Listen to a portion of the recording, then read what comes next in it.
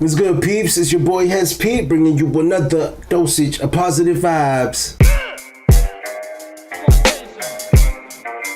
Okay, in today's video, I'm going to talk about 4 different types of IBS treatments I've tried and whether or not they've worked for me. But first, I want to mention that I got a lot of good feedback on my last video about my IBS emergency kit, which is great because that tells me I'm providing valuable content for you guys and I'm sharing information that many IBS sufferers find helpful. By the way, if you haven't checked out that video, please go check it out. Give it a thumbs up and share it with all of your friends and family.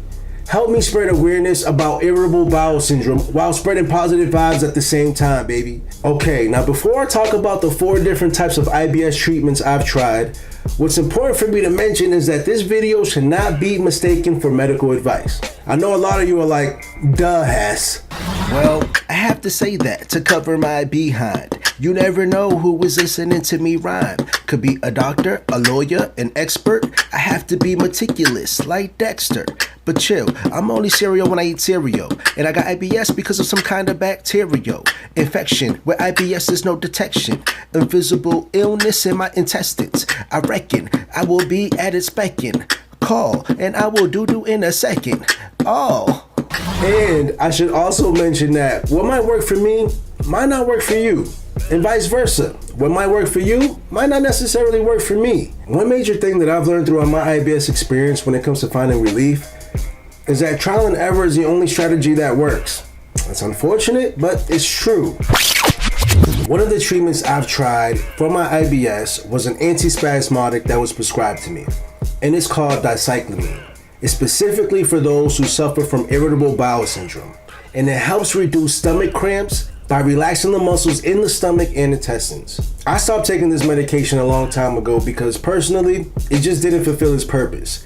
And like many of the other prescribed medications I've taken in the past, the negative side effects outweighed the benefits. Unfortunately, I would get nauseous every time I consumed the medication, and it never reduced any of the muscle spasms in my stomach. Now, like I mentioned before, just because something doesn't work for me doesn't mean it won't work for you.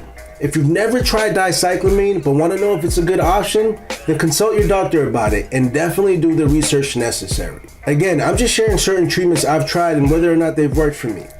You decide whether or not if you want to explore them as an option. Okay, now another prescribed treatment I've tried for my IBS was an antidepressant called sertraline, also known as Zoloft. A lot of IBS patients suffer from depression and anxiety, so it makes sense why doctors would prescribe such medication. However, they also prescribe certain antidepressants like Zoloft, Prozac, Paxil, etc. because studies have shown that they help reduce abdominal pain and improve bowel symptoms. The effectiveness of these particular antidepressants isn't fully understood by the scientific and medical community. So basically, more studies need to be done. Therefore, it makes sense why the antidepressants never worked for me and why the negative side effects outweighed the benefits. I also suffered from a lot of nausea when I took this medication, which is more reason for me to stay away from them. Alright, another form of treatment I used was changing my diet.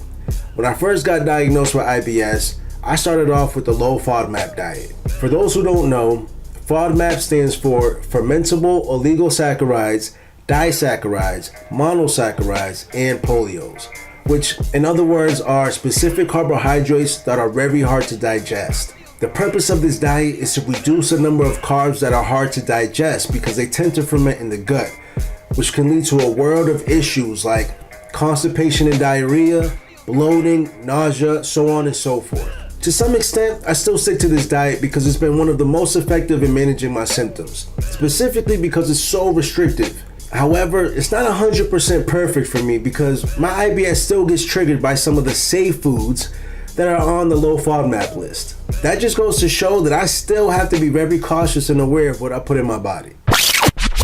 Okay, now the last form of treatment I've tried that I'm going to share with you guys is medical marijuana. I stand behind the scientific and medicinal benefits of marijuana. It's the only natural medication I've tried that relieves more than one symptom at a time. Those are some of the IBS treatments I've tried, and I'm not recommending any of them. I'm just sharing what has and hasn't worked for me. So, with that being said, what are some of the IBS treatments you've tried? Or better yet, What's your preferred IBS medication and why? Alright, Positive Vibes fam, that's it for this video. Next week, I'll be talking about 3 ways on how I activate my positivity, which really isn't IBS related, but in one way or another, it can help you manage your symptoms. And with so much negativity in this world, who couldn't use more positivity anyway, right? So stay tuned for that. Alright peeps, as always, don't forget to like, share, comment, and subscribe. And remember, be surrounded by nothing but positive vibes. Peace.